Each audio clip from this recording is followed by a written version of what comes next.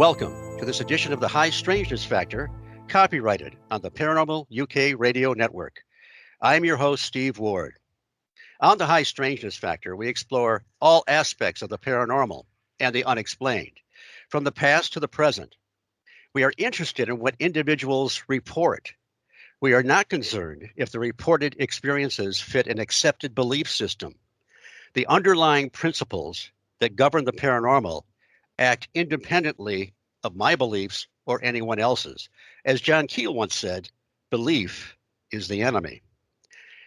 And without any further ado, I have no co-host today, so I will introduce our guest. Roland Watson has followed the mystery of the Loch Ness Monster since he was a kid in the 1970s and has been to the Loch many times since the early 1980s. This led him to starting his blog, all one word, lochnessmystery.blogspot.com. That's lochnessmystery.blogspot.com in 2010, followed by 3 books on the subject: The Water Horses of Loch Ness, When Monsters Come Ashore, and Photographs of the Loch Ness Monster. Roland, welcome to the High Strangeness Factor. Thank you, Steve. I'm really happy to have you on.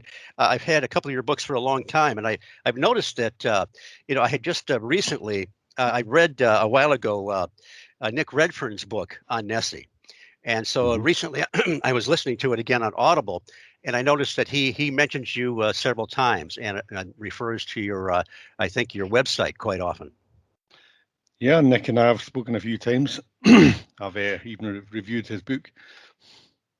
And I have had the pleasure of speaking at a couple of venues with him as well. Really, really great researcher.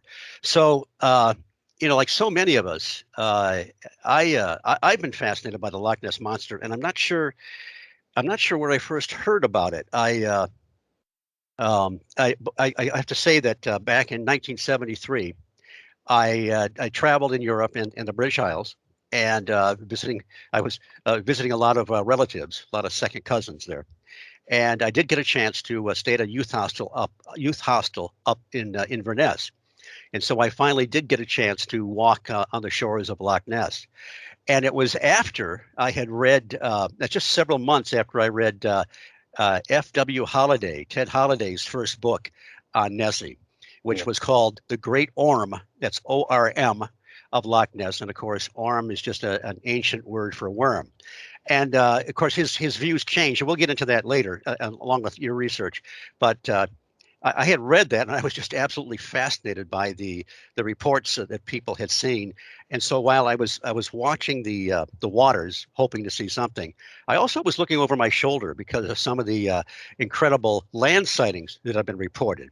And I know that you've devoted a separate book to some of the land sightings. So tell us about your journey. How did you get intrigued by this mystery, and how did you start out investigating it? Well, Stephen, I'm Scottish, and Scotland has its very own mystery, as we are talking about. I mean, I've always been interested in mysteries, ghosts, Bigfoot, flying saucers. I used to have hundreds of books on the subject, and of course, naturally, the Loch Ness Monster figured highly in those. As a kid, I had an interest in dinosaurs. I like to draw dinosaurs, like to read about dinosaurs, like to watch films about dinosaurs. Yeah. And naturally, everyone thought Nessie was a dinosaur of some aquatic variety, aka the plesiosaur.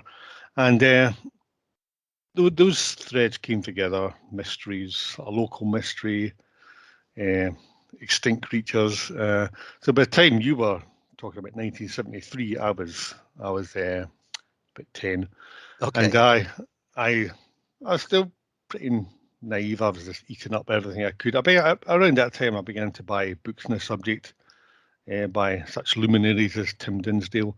Oh yeah. And by the time we got to 1975, things really were hotting up with the Loch Ness Monster and the famous Robert Rhine's underwater photographs. The gargoyle head and the body. These made international headlines. I would call that peak Nessie, really, because the fervour had been building up since the 1960s with the Tim Dinsdale film of the hump going across the loch. Yes. And that took us to the late 70s. By that time, I got off to university, done my degree, started a job. My interest began to wane. I'd been to the loch several times as a student. Saw one or two strange things, but nothing ever conclusive like yourself. And by the time we're into the 80s and 90s, I'd more or less get married, was focused on kids and that. But by the time we got to the internet age, early 2000s, I was renewed my interest. I was looking on various, well, back then, I suppose they were called message boards, not Facebook forums, didn't exist. And I began to notice that it was a rather skeptical environment. That a lot of stuff was dissing the monster. There's a few ex-believers who had become evangelical in the sense that they were trying to destroy the myth, just reduce Loch Ness Monster to boat wakes, logs, and birds. Mm-hmm. So I decided, I still believe in the monster. I still do to this very day.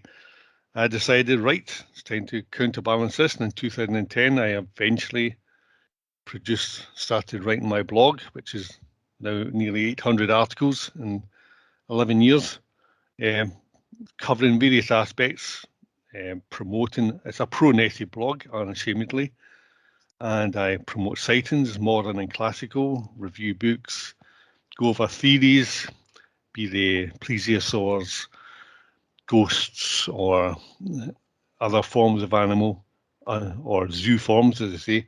And in that time, I published 3 books, as you said.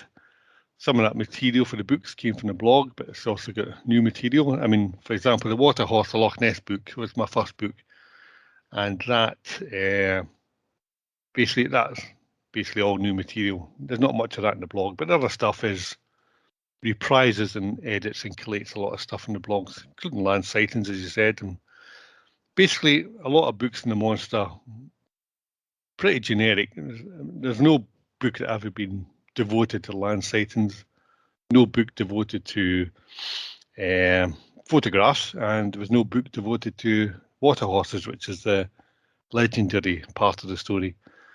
So we come to today, and my last blog, I was writing about books in Loch Ness Monster and these kind of things. I collect books. There's about 70 books published on the subject in the last 80, 90 years. And yeah, it's great. It's a great subject to be involved in.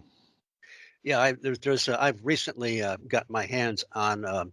I can't think of the name of the book now. A famous book by a lady, and the name escapes me. I should have written it down, but it's Constance White. Say it again. Constance White. Yes, yes. And the reason I got it is because so many books I've been reading refer to her research, because she found all kinds of obscure sightings throughout history of Nessie. And your first book about the water horses, that tell us a little bit about that. That goes way back to if I think a lot of people know that the water horse legend came before Nessie and is really linked to the modern day sightings, but they viewed the water horse as a shapeshifter. Yeah, so I mean, a bit of background. I mean, Nessie, as we know it today, is a phenomenon that became a darling of the media about 1933, and has been basically followed by the media ever since. Basically, they built, or rather, they upgraded the trunk road along Loch Ness.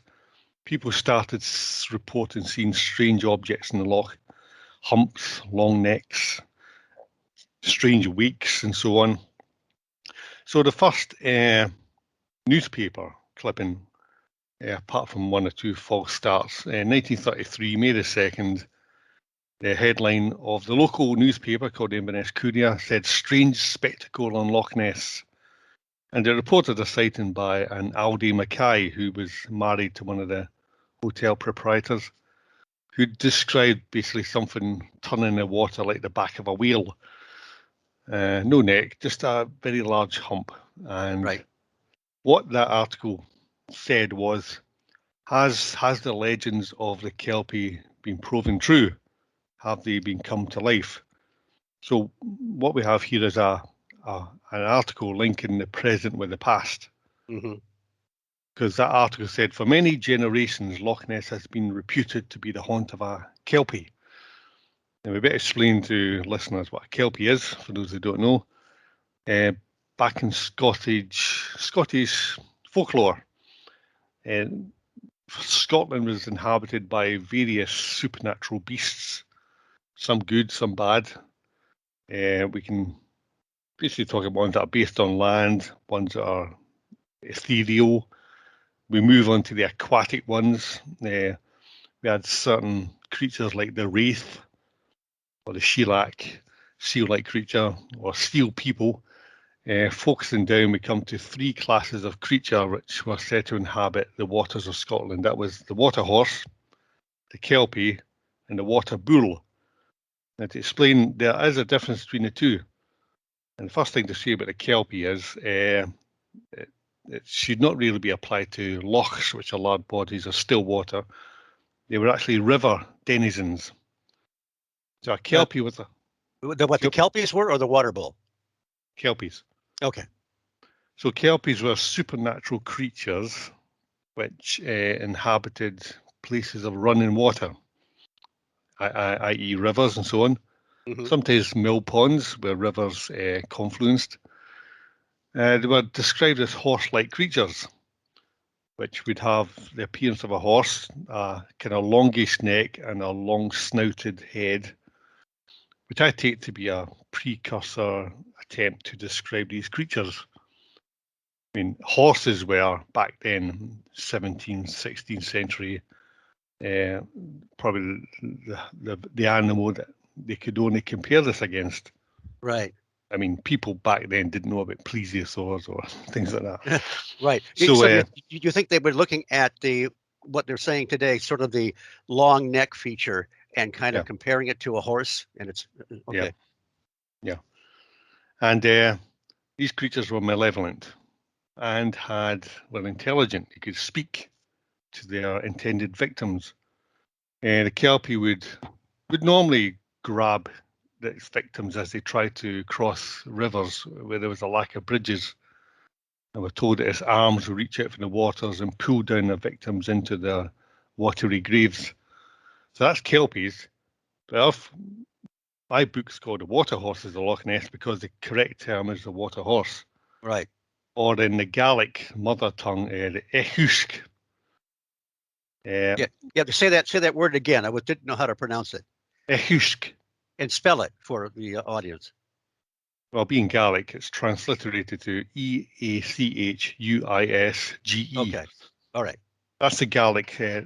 Gaelic was the Highland language of that time. Okay. So locals only communicated in Gaelic. Some of them didn't speak English at all. This proved difficult in trying to get a handle on the stories behind these legends. So the water horse inhabited lochs, and its modus operandi, according to the stories that have survived to this day, is that it shapeshifted into a normal horse, and it took up residence beside a road on the loch. It'd be bridled up, saddled up, ready for any weary traveller to jump on it to rest their legs. Whereupon the deceived rider would find he's stuck to the saddle and couldn't get off. And at that point, the water horse revealed its true identity and galloped off into the loch and drowned its victim. Whereupon it would feast upon it. And normally the legends say that either the lungs or the liver of the victim who left floating in the loch as a sign that this victim was a victim of a supernatural victim. So once again, the water horse is as described. It looks like a horse and it inhabits water. And that's pretty as good a description as you can get, really, based on the times. And what about the water bull? The water bull was a non-aggressive version. So the water horse was a carnivore. The water bull as the name suggests. Horses are not carnivore, real life horses aren't, but the water bull was a benign creature, and it would inhabit lochs as well, and it would be described as having a bull-like appearance. Okay. I might be getting a little bit ahead, but I noticed it's interesting that there have been other things seen in the loch, other descriptions of things that don't really fit the classic Nessie description. And of course, Nessie is usually, sometimes it's just a hump or several humps. Sometimes you see the neck, sometimes you see the tail. That's pretty classic. And by the way, I do remember the Tim Dinsdale. Was it 16 millimeter film that he took over the loch? It was published in Fate magazine, and I believe the RAF in their photography department or whatever examined it and believed that it suggested that it was an animate object. It wasn't a boat or a piece of debris or whatever. So that was a pretty significant piece of film. That was back in the 70s, I guess. 1960. Oh, 60. Okay. That does go back. Okay. But I noticed you cover there's there's a bizarre sighting in the 1880s. Duncan MacDonald. He's I think it's is it the River Ness? Anyway, there's a sunken ship, and he's checking. I guess he's got one of these archaic diving suits on, and he goes to tell people what happened during that encounter. Duncan MacDonald, yeah, he was a diver, and it was at the other end of the loch at the Caledonian Canal at Fort Augustus. So River Ness is at the north end of the loch and empties into the Atlantic Ocean. And the Caledonian Canal runs from the north to the south of the Great Glen, which splits Scotland in two. Duncan MacDonald had gone down. We think this must have been late 19th century, over 130 years ago.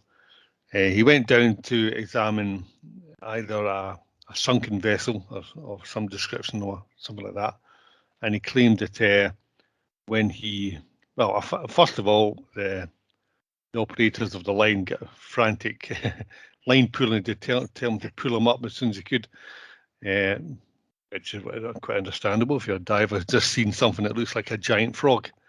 Yes, I just can't imagine being down in that. I don't know how murky that part of the body of water was, but seeing something like that, and I understand that he refused to go down again.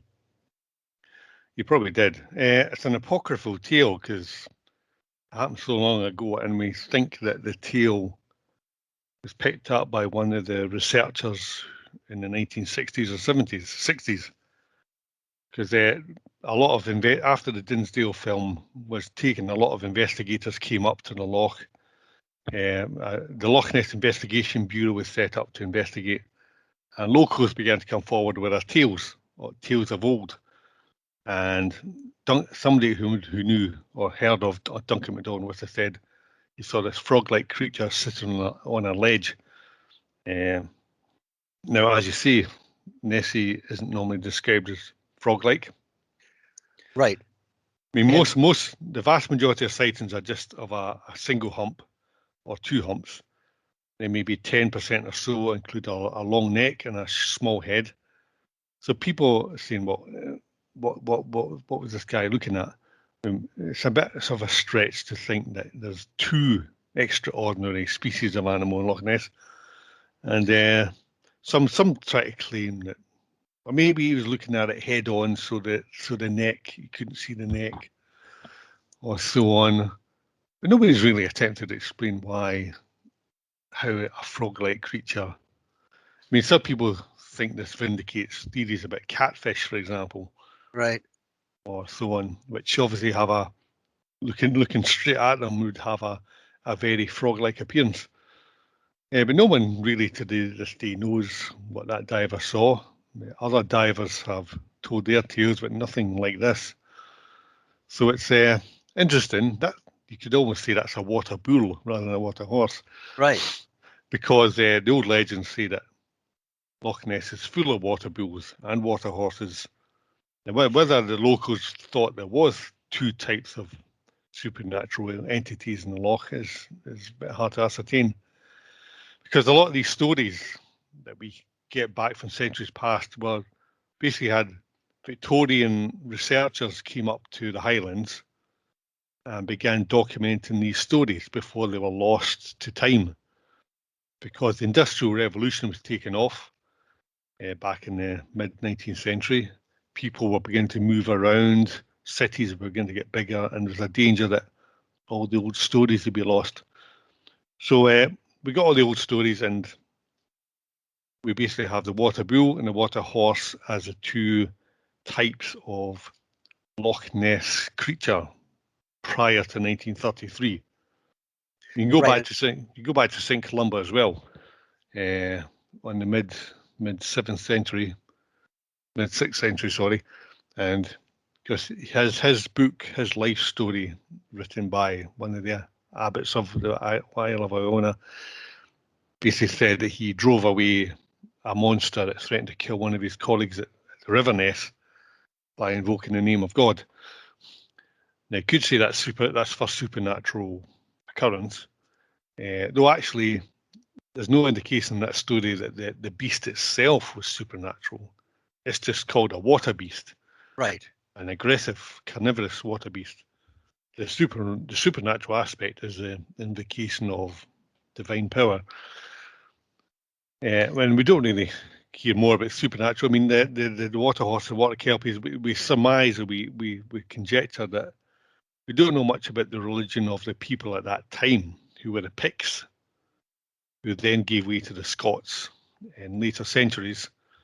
We don't know much about their religion at all, but we suspect it was kind of based on maybe nature in the same way that Native Americans is, and so on, and that they believed in water spirits who they had to sacrifice to. And when Christianity came to Scotland, I think the normal approach was to demonize any local gods and goddesses. So whatever the water horse was before the arrival of Christianity, it transmogrified into this demonized figure which sought to eat everyone, and it could be the normally water horse could be driven away by invoking the name of the Trinity, for example. Okay. Some Christian invocation.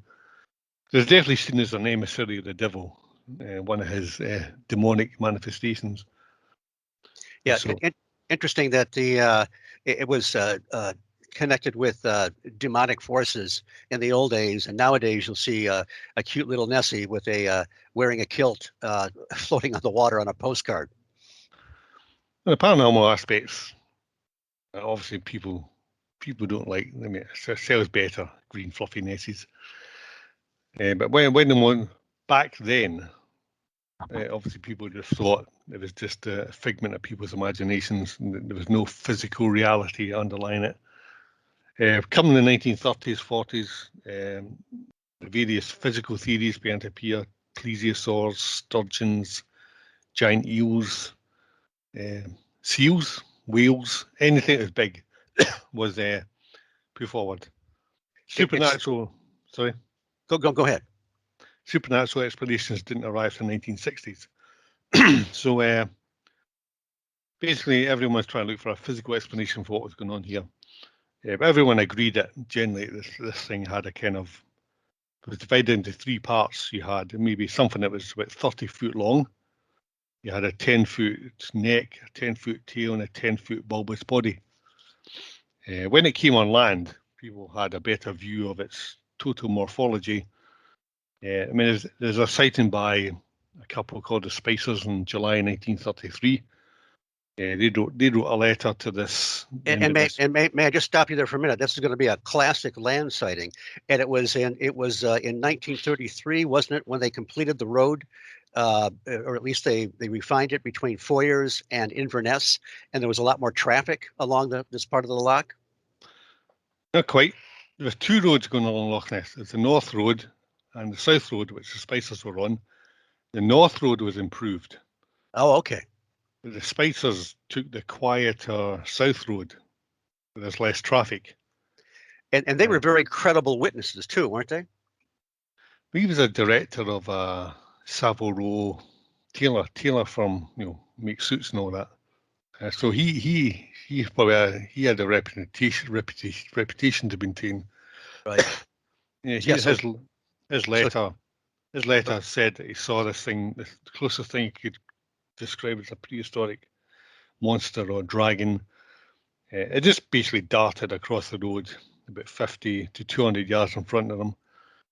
When he was told the width of the road, which is 14 feet, by Rupert T. Gould, the first Nessie researcher, he said, well, in that case, it must have been about at least 25 foot long. This grey mass of whatever it was, it darted across the road. When he got to the spot, there was a huge gap in the undergrowth where it crashed through. Someone called, I can't remember the name, went back when the Spicers went to the next village on, told the locals what had happened. This guy cycled up and said, yes, there's a hole in this undergrowth, like a bulldozer had gone through it as this thing plunged back into the loch. And it's controversial because you normally expect these things just to stay in the water.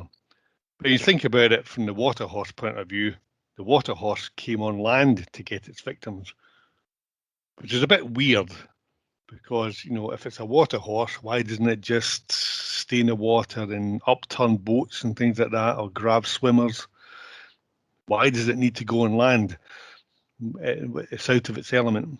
And I surmise that some of these land sightings from centuries past actually fueled this legend of something coming on shore. So the Spicers were actually probably the first major sighting that ignited international interest in the monster and kicked off where we are today. So, of course, as a result of this, skeptics are rather keen to debunk it and just say that they saw a huddle of deer crossing the road, or an otter was seen through a mirage and looked bigger than it did, and things like that. Because the trouble with these theories is you can't test them. So it's not really what I'd call scientific. There's no point in having a theory which you can't test. Now, I admit it's a bit difficult to find an otter and make it run through a heat haze. So it's a win-win for them because nobody's going to try and attempt to disprove them. So, but Gould thought they might have seen a huddle of deer, but I'm not convinced by that because I've seen deer and they don't act like that in Loch Ness. So that's where things took off.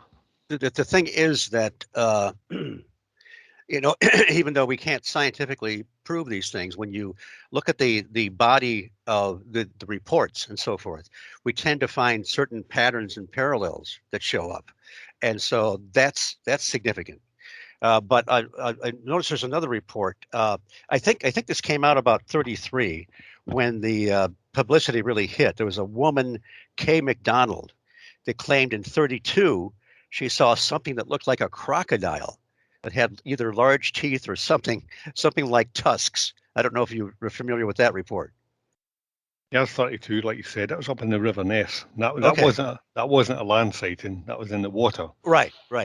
So she said she saw something that looked like a mouth sticking out of water that had kind of barbs or teeth.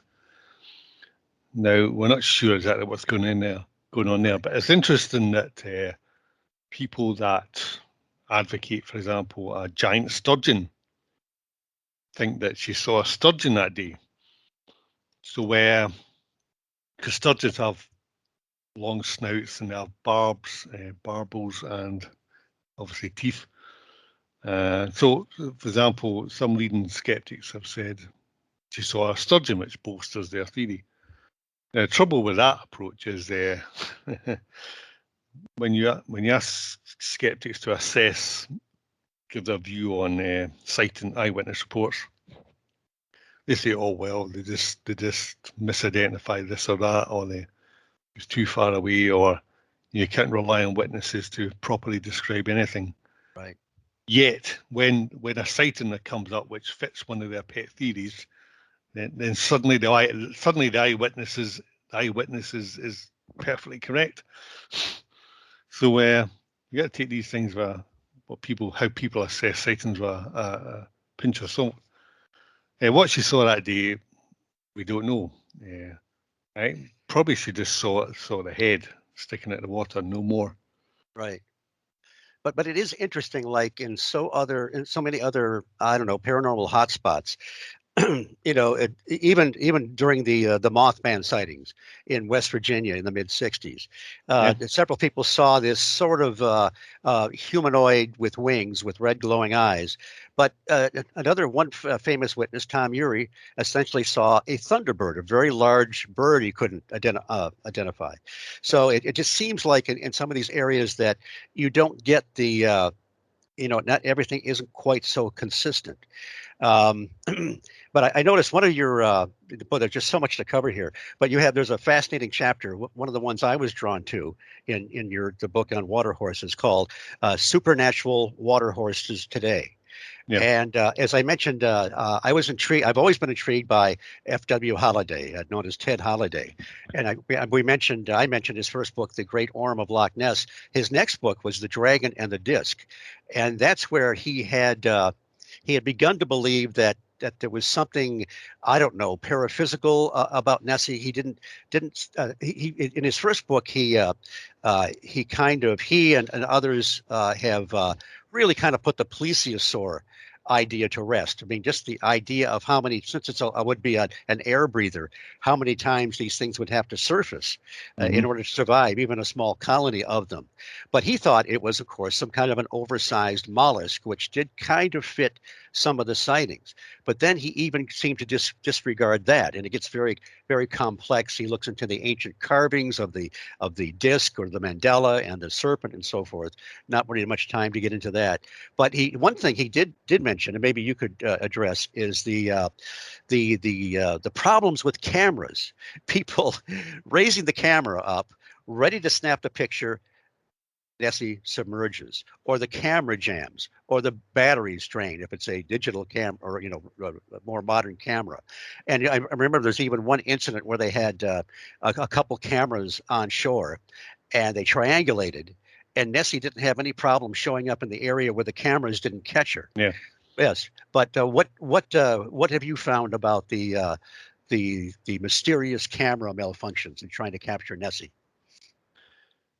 Yeah, there's other stories like that. It's called the Loch Ness hoodoo. Yes. And there was other stories where there's another guy saw a big whale-sized back appear. And this was only about 15 years ago. And he was a photographer, and he just took up his camera. This is a digital camera, and it refused to take the picture. And he said it worked perfectly well before, and it worked perfectly well after. And he was totally nonplussed by why this thing would refuse to take the picture. And people go as far to say, maybe some field effect going on here. It nullifies the electronics. Yeah. And you've mentioned how the Holidays had a sighting of the humps going across there. It was near a Brecon, I think, on the North Shore. And the triangulation, this was the Loch Ness Investigation Bureau, had camera stations. And they were pretty convinced that they had every square foot covered, but they knew some parts weren't. And the triangulation, the scope of the camera lenses had blind spots. And in this case, the monster appeared in a blind spot. Is that coincidence or not? I mean, other things, people tend to freeze on the spot when they see the monster. That's the main reason why so many pictures are not taken. Is people, I call it shock and awe. It's basically where this thing appears and you just basically stare at it with your mouth hanging open, and you totally forget you've got a camera in your hand. And it happens. I've read plenty of accounts where people say, "Oh, it suddenly occurred to me that I had a camera, or my camera's right beside me. I never thought to pick it up."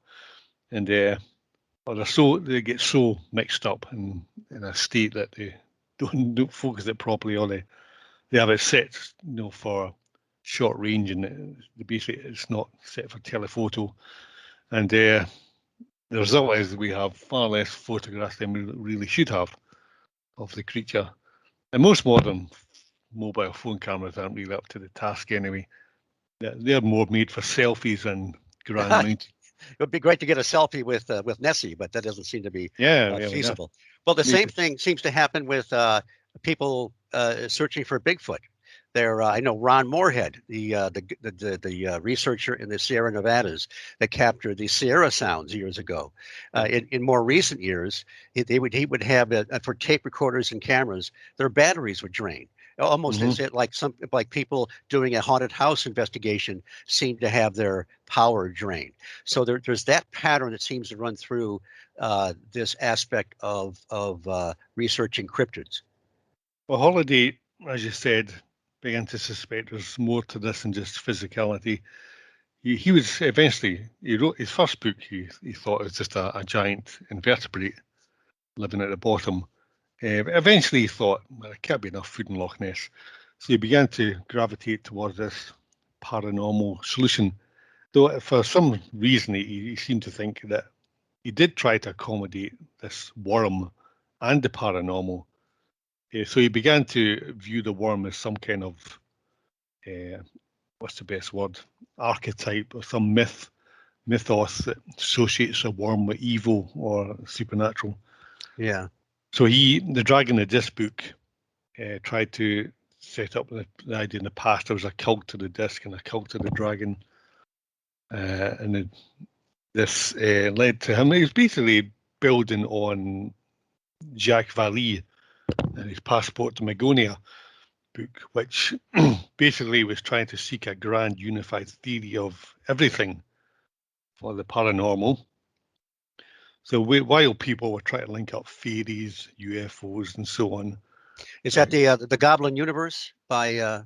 That's later on. That's later on. Okay.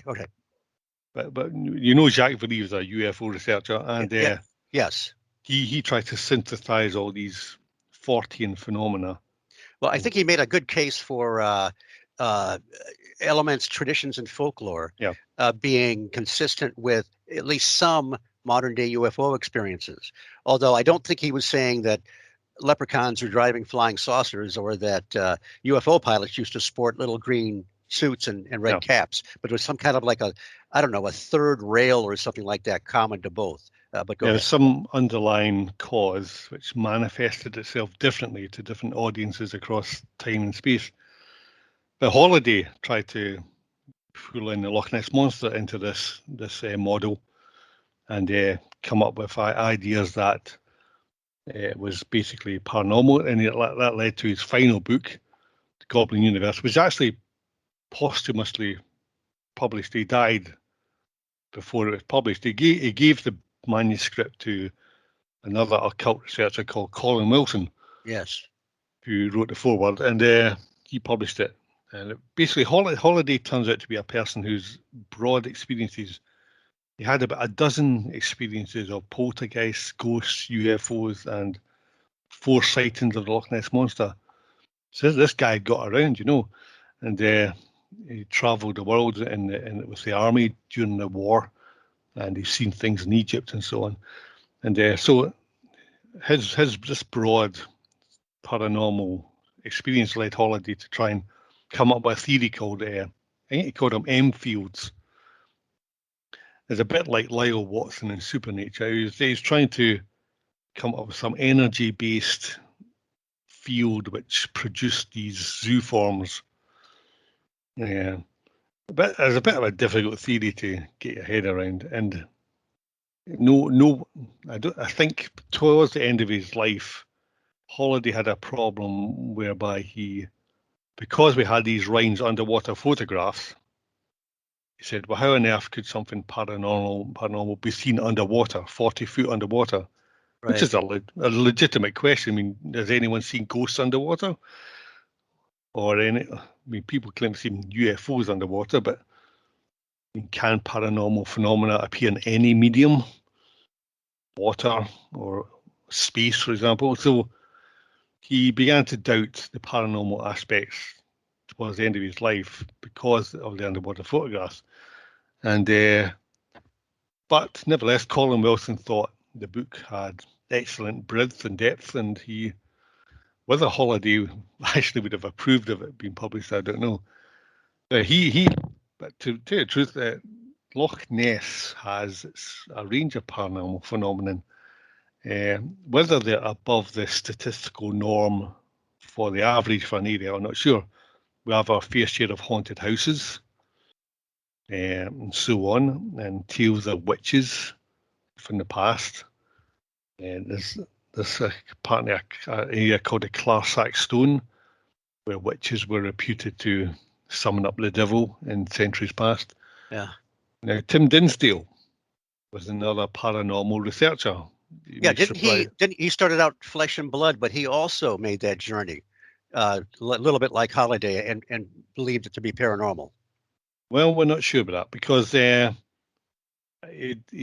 came across as believing in a flesh and blood creature, but he was a member of the Ghost Club, which is a British paranormal society, and in his newsletters he often spoke about Bigfoot as being a subject worthy of investigation as well. And he spoke about experiences he had around the loch. One time he claimed he heard sound of soldiers marching at Fort Augustus Abbey, which is interesting because Fort Augustus Abbey used to be a soldier's fort prior to becoming an abbey around the time of the Bonnie Prince Charlie and the Battle of Culloden. So he claimed to hear soldiers marching, claimed to have seen strange ethereal lights coming out of the ground at night time on the shores of the loch. And the most interesting story was from a researcher called Eric Beckyard, who was a Bigfoot researcher, but also went research Nessie. He claimed that Tim Dinsdale in the 70s was moored up in his boat near the place where Aleister Crowley, the famous warlock, practiced his magic. And he claimed that he was assaulted by ghosts and demons coming onto his boat and generally giving him a pretty hard time. Right? Beckyard claimed that Dinsdale confided in this story to him, and that Beckford claimed that Dinsdale said this was the final straw for him for the plesiosaur theory, and that after that he moved to a paranormal, but he kept it quiet. Beckyard said because it may affect his reputation and so on, because he was seen as a plesiosaur man.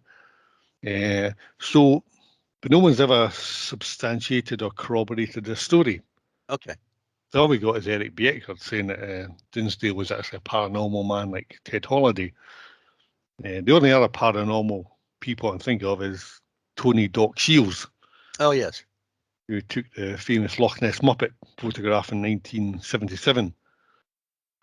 Most people, see, he was a showman. He was a magician. He practiced the occult. And he claimed he took these photographs of the Loch Ness Monster. Most people believe they're fake. Right. And wasn't he also connected with the Owl Man sightings? Yeah, down in Cornwall. Right. Okay. He claimed to have seen an old man-like creature around a churchyard. And at that time, he's also connected with sea serpents around that area. So he's a dubious figure, but he took a paranormal view of Nessie as well. He's a bit like, I think he was just a Holiday ripoff, really, because he believed that Nessie was some kind of giant squid of a kind of a morbid, horrific look to it. But yet at the same time, it's paranormal. So paranormal squid, I don't get that. I can't see how the two could be married, just like Holiday's giant worms. Right. I mean, if you're going to be paranormal about it, you may as well just call it, we call them zoo forms. Yes. Basically manifestations that are not biological. They just look biological. So I don't think it's easy to marry. Well, maybe you can. I mean, people going about Bigfoot could be physical and paranormal. But, as I said, can it be in the water, though, in the water, how are these things meant to operate? So most people might say, well, you're taking a sledgehammer to crack a nut here by invoking the paranormal. Because yes, you can explain just about everything by using the paranormal, but then you have the difficult task of actually explaining it. Right. How to, Does seem to be a duality sometimes. I mean, there are some Bigfoot reports in the Northwest in the U.S. and in Canada that seem to be very flesh and blood. But then you look at the investigation Stan Gordon did in Pennsylvania, 73, 74, in conjunction with UFOs and strange lights. And some of those Bigfoot reports are very paranormal. I think it seemed to me that at some point that it's suggested that Holiday was began to be influenced by Carl Jung. Of course, Carl Jung wrote a very controversial book called Flying Saucers, a myth of things seen in the sky, where he talks about the collective unconscious and, projection and so forth. Let me do my brief station identification here for just a second. You are listening to The High Strangeness Factor, copyrighted on the Paranormal UK Radio Network. I am Steve Ward, and today I am talking to Roland Watson about his research into the Loch Ness Monster.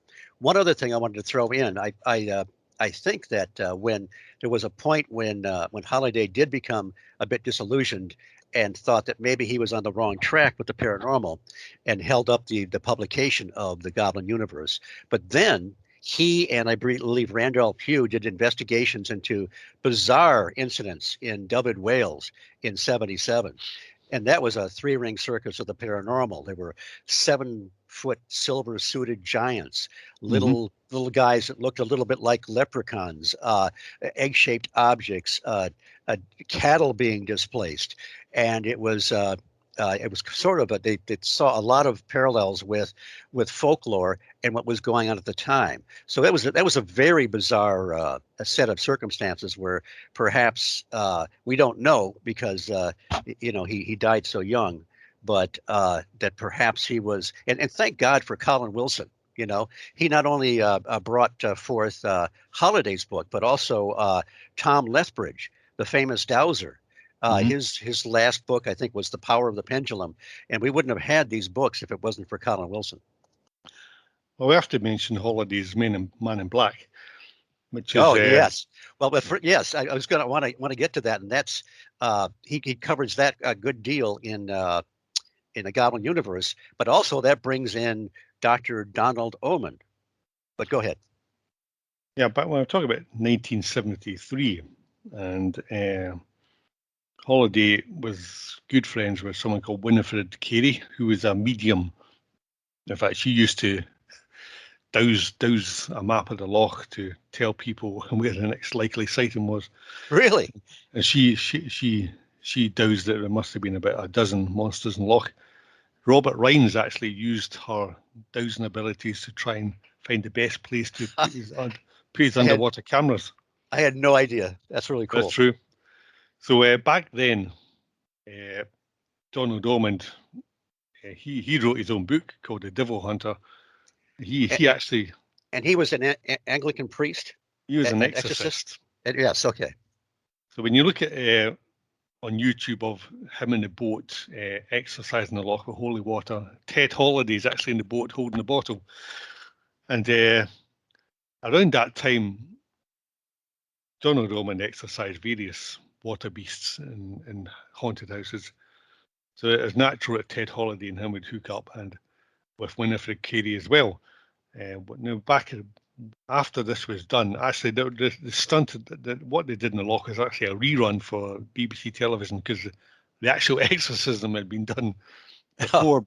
But when the BBC got wind of it, they asked for a rerun. So, but back in Carey's house, a strange phenomena hit them after that time, in which... Now this is after they had gone to the four corners of the loch and done the ceremony.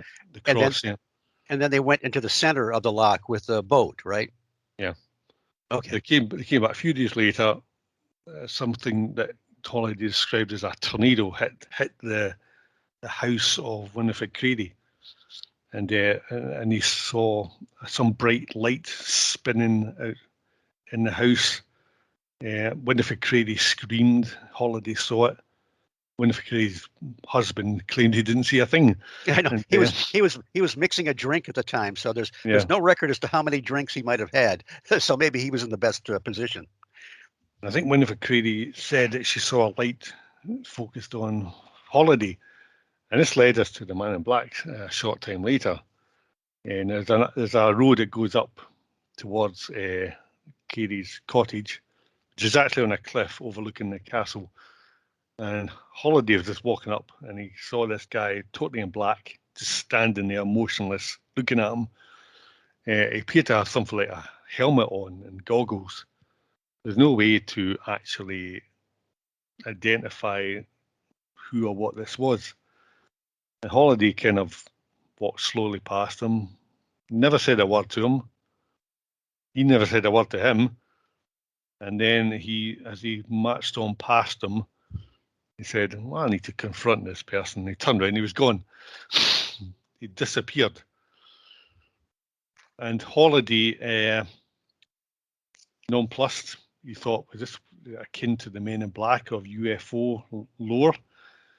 I mean, he wasn't a guy in a normal suit or a black suit and tie and shirt. He was totally nonplussed by this. And as it turns out, a year later, he had a heart attack near that spot where it happened. And and a few years after that, he died of a second heart attack. So people wondering what this meant. But prior to that time, he'd moved on to co-author the book The Dye-Fed Enigma with Mr. Pug, who burnt all his work on this stuff because he thought it was demonic and he'd been threatened in some way by something. So it seems that these two men had some unsavory experiences, which I was musing, this thing happened at Loch Ness, but I was wondering if it was actually more to do with his UFO research in Wales. So it's very interesting, but hard to explain what was actually going on. But Holiday seemed to have some negative experiences around this, and whether the Loch Ness monster had anything to do with it, we can't tell. Because I've told you the story about the cameras malfunctioning and so on. But the monster itself, we can never be sure if what would we describe as a paranormal feature?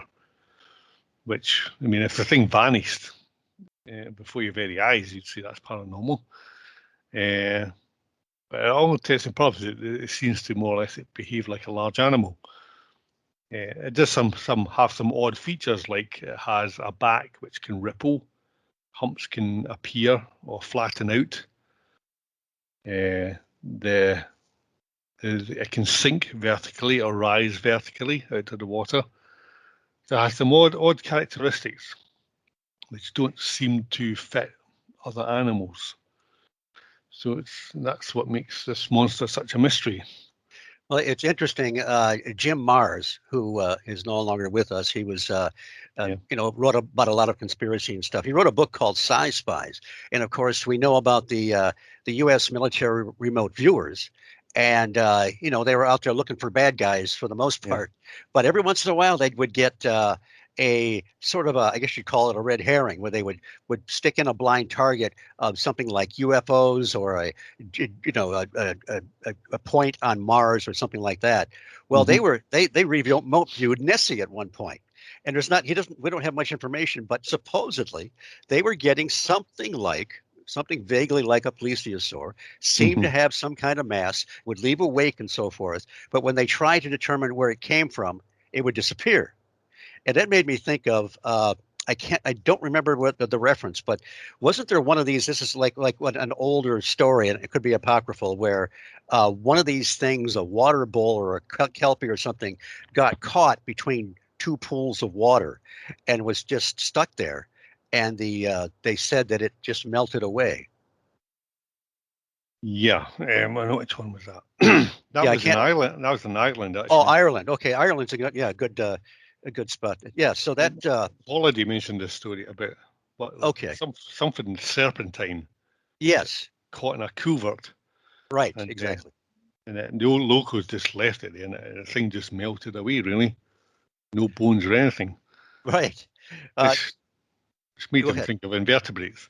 Right. Um, but that brings us to, there was a segment in, I think, The Dragon and the Disc, where he was led to go to. I mean, it's the water horse was associated with all kinds of bodies of water. Well, Nessie Hmm? or Nessie-like creatures also are. I mean, Morar and so forth. You mentioned several of them in your book, but I know Holiday. One of the other things that kind of pushed him over to the idea that this might not be a flesh and blood creature. He went to Ireland to check out all these relatively small bodies of water. You Hmm. had, people, families seeing these things, sometimes even great land sightings, but some of the bodies of water were 20, 30 feet deep and maybe the size of a football field. Yeah, he went over to Connemara in the west of Ireland. And that butts onto the Atlantic Ocean, and from that you move into marshy ground, which is peppered with these small lochs. He also went further south. He went with the Loch Ness, some guys from the Loch Ness Investigation Bureau, and you actually have clips of it on YouTube in the late 60s. So the question was, though, obviously these small bodies of waters couldn't support anything that size, which left Holiday thinking, well, how do they eat? Do they eat? Or do they somehow manage to just worm their way through all the rivers and streams from the ocean? But that led him to think, these things don't need to eat. Full stop. Any energy source they have is tapped in supernaturally or paranormally. But is a valid question. How can some of these creatures were not 50 foot long, but they're still obviously too big for the body of water they were in. He couldn't figure it out. And I can't figure it out unless these things have just somehow travelled from the sea and got stuck and eventually die. But there's these things that was back in the late 60s, around the time he's writing, published his Great Elm book. So 5 years later, 73, he publishes The Dragon of Disc. Dragon of Disc doesn't mention his Man in Black experience. That had to wait. But it seems that things began to ramp up when he began to think about these things. But his last sightings were before the 1973 book. So it's actually a bit vague what he did between 73 and 79 when he died. But it sounds like he just began to become more immersed in the paranormal, multiple phenomenon. He lived in Wales, that was his home. So, as I said, he went down and co-authored and co-worked with Randall Pug. So Holiday has helped us focus on some aspects of this mystery which are just not quite right. They don't make Right. sense. And that's, yet, again, even though things don't fit in kind of a neat pattern, we still have, dozens and dozens of credible witnesses reporting usually essentially the same thing. There's one other incident I wanted to talk about and get your opinion on it.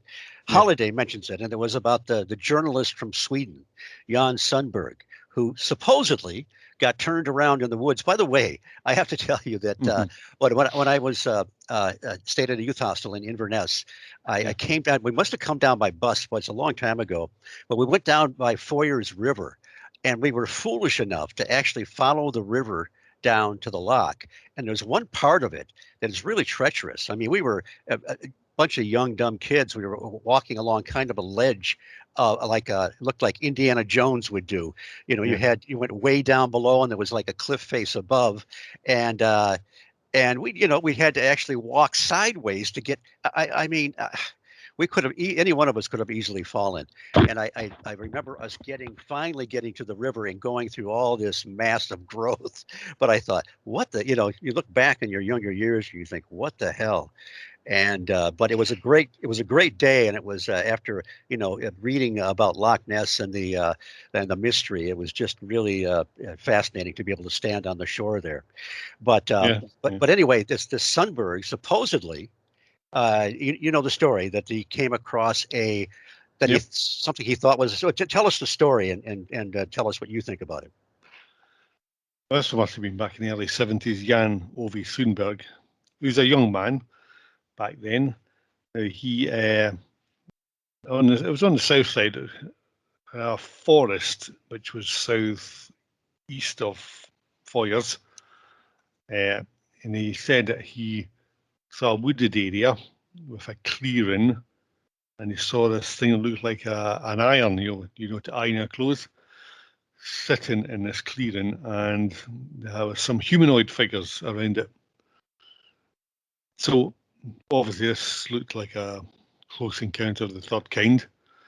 Sundberg basically took off, and what happened after that, we're not sure, because 10 years later, one skeptic, Stuart Campbell, went to the loch to investigate this, to try and pinpoint where it happened.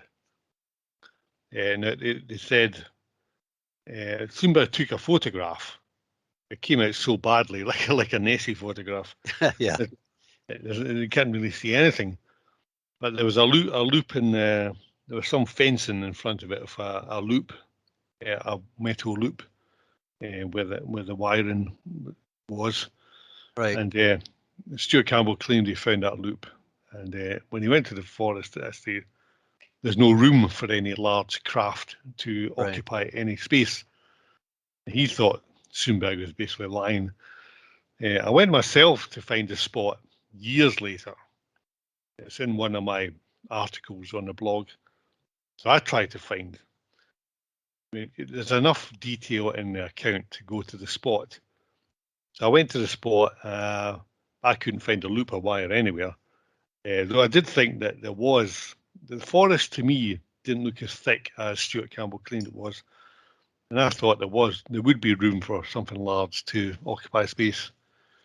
But we don't know. We just have one guise for it. I mean, Yeah. Sundberg actually has a connection with witches. He tried to capture Nessie years later with his GUST team, and a witch, self-styled British witch called Kevin Carolyn, went to the loch and performed a ritual to protect Nessie from Jan Ove Sundberg capturing it. She's a self-styled head warlock of British witches. Okay. He put a spell on Sundberg. Sundberg actually ended up going to jail for possessing child pornography, and Oh, good Lord. and he's died. He's died. He's gone now. We're not sure.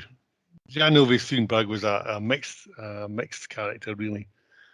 Well, quite a legacy. I remember reading that skeptical article and didn't know what to make of it. So it's interesting your perspective. I know that he supposedly went back to Sweden, Sundberg that is, Yeah, and was plagued by, he said, plagued by a man in black. And I got the impression that he corresponded with people like John Keel. I don't have the whole story, but one other interesting aspect of that, I remember Holliday telling Mrs. Carey that he wanted to go to that spot to investigate.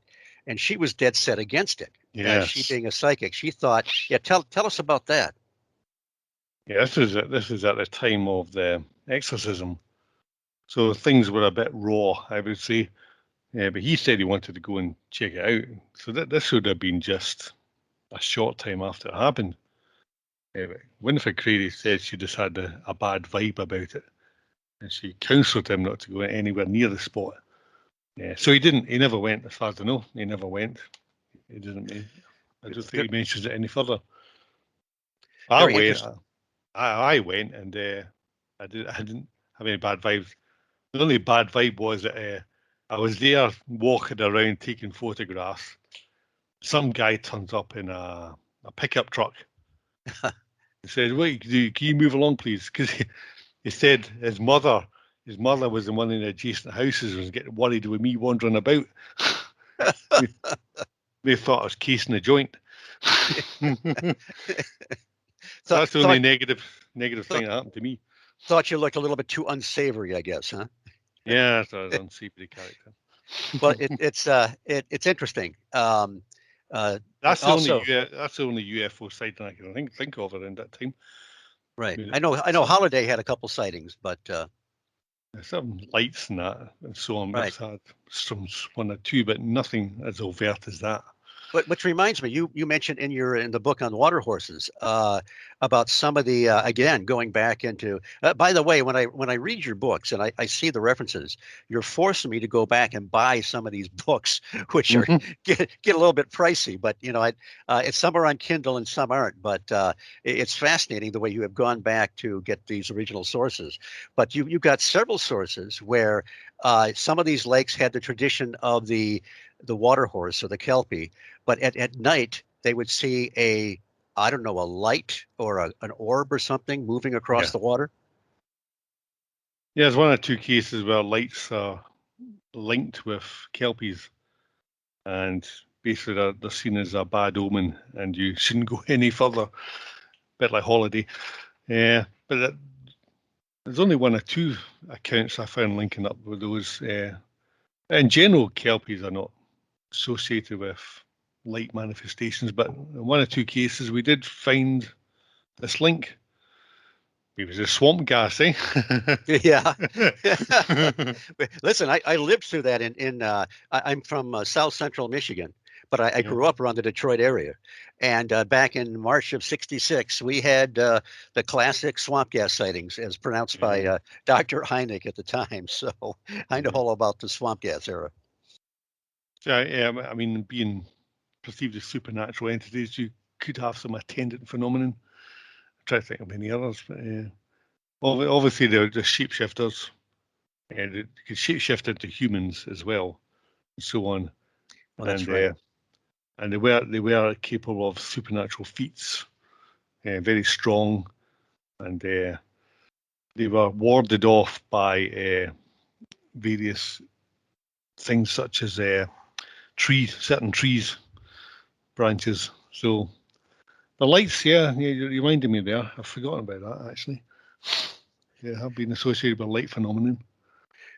Well, people should know that we focused on the paranormal aspects today because that's something I'm really fascinated in. I guess you could call me a student of John Keel, and John Keel saw some of these things. You mentioned the term transmogrification.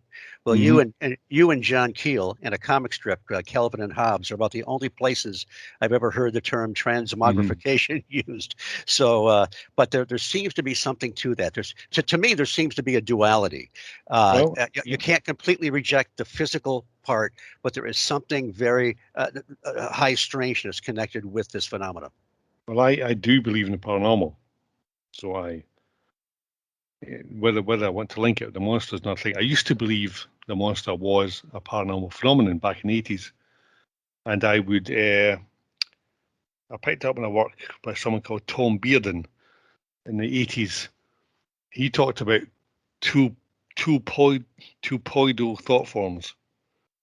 He basically thought the monster was a tulpa, Oh, uh, okay, which was an entity which could be conjured up by the collective unconsciousness of mankind. right. So he was relating it to Jungian archetypes, which basically this phenomena or any phenomena would just be generated by this collective unconscious, not by any one individual, and it would manifest itself in. And he thought the collective unconscious uh, premonition certain things. He thought we were about to go into nuclear war with Russia back in the 80s. He thought Russia possessed psychotronic weapons, which were going to blitz the people's minds. He thought back then that these manifestations were uh, concomitant with that. Don't believe it now, but it's interesting Yeah, at the time. right. We also have ley lines. I used to map ley lines over Loch Ness, And I did find a kind of correlation between sightings and ley lines which ran crisscrossed across the loch. Basically, obviously, line up churches, standing stones, mounds, and things like that. You got a few lines going around the loch, and to tell you the truth, that's a subject that needs a bit more study, I think, just to verify if it's a statistical quirk or so on. But there's things there in the loch which do make me think. I haven't totally discounted paranormal theory, because at the end of the day, no single theory explains everything. You can pick your plesiosaurs, your giant eels, but there's always something they don't explain. When you look at Right. the accounts, there's Right. always something which falls short. We get on a certain track, and we can be very pleased with ourselves to a certain point. You think, oh, I've got it now, and then look out, because there's always something that just doesn't quite fit. Yeah, you either forced to make up a kind of identikit monster, which is just a based on eyewitness reports, but has no reality in the tree of life, or Right. you like Nick Redfern, you say, okay, this is a bigger subject than we think. There's something about this we goes beyond the biological. I don't blame him for that. Yes, but I think we all agree, you and I and Nick would agree that it's important to listen to what people are describing. Of course, we're going to try and, assess the credibility of all the witnesses, but it's important to listen to what they're saying. And just a quick example: back in the '60s, I was very much an ET guy. But then I read John Keel's Trojan Horse. Everybody that listens to this show have heard me say this a dozen times, I've read it and too.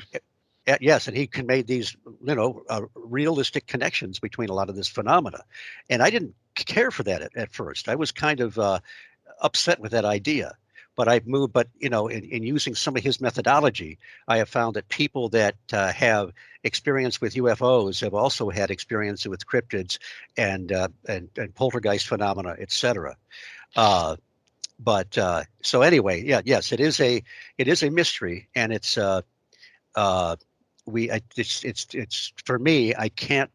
I would, like you, back in that time period. I would have actually said in a sober voice that these were psychic manifestations of a collective unconsciousness, like a Mm. tulpa or like one of Carl Jung's projections, or whatever you want to call it. Yeah. But that doesn't quite get it. There's something that's not doesn't quite fit, and it's the same. I would say the same thing with other types of cryptid reports. But Well, when uh, you go to Carl Jung, you're basically explaining a mystery with another mystery. yeah, yes, Have you and actually moved forward? and even he couldn't understand. He wasn't sure how to explain the physicality of UFOs, the landing marks and the burn marks and so forth. But Yeah, well, I mean, it could be a cosmic joker behind it all. Who knows? yes, the trickster.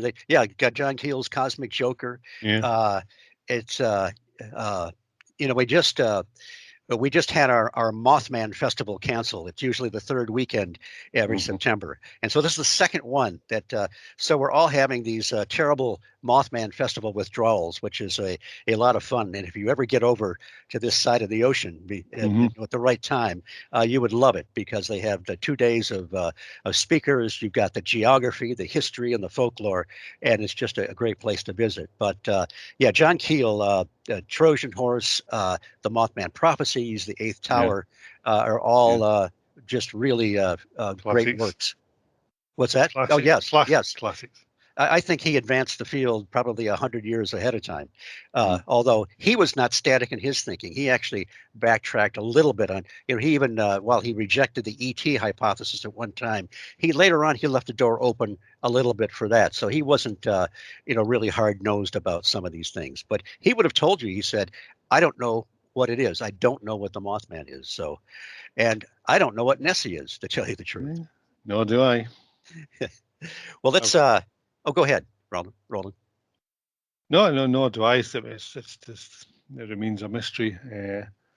I'd love to solve it up one day, but all the great UFO researchers, Nessie researchers, and so on, go to their graves not knowing what it is. I know it, and hopefully, maybe when we go to our that great reward, maybe we'll find out. Maybe they know now. Yes. Well, listen. Thank you so much for being here today. This has always been a fascinating subject for me, and please tell people about your books and where they can contact you. Well, you can go to Amazon, and you can just, if you search for When Monsters Come Ashore, you'll find my Amazon authorship you can click on. You can contact me at lochneskelpie@gmail.com if you have anything to say about the monster to me. But just go to lochnessmystery.blogspot.com. That has my contact details at the bottom of every article. And that's it. And there'll be plenty for people to read. And I want people to know that, like I say, even though we focused a great deal on the paranormal, your books cover the whole spectrum. So you're not just going to read about the stranger aspects, although that will certainly be covered. But Roland has covered everything from the folklore to the history to really, it's just very, very well covered in his books. And again, thank you, Roland, for being here. And sit tight for just a minute. I'm going to do my closeout, and I'd like to talk to you for just a couple minutes afterwards. Okay. The High Strangeness Factor was created by Steve Ward and Andy Mercer and is copyrighted on the Paranormal UK Radio Network. I want to thank Irene Allen Block and Mark Johnson, who are our fearless leaders here at the network.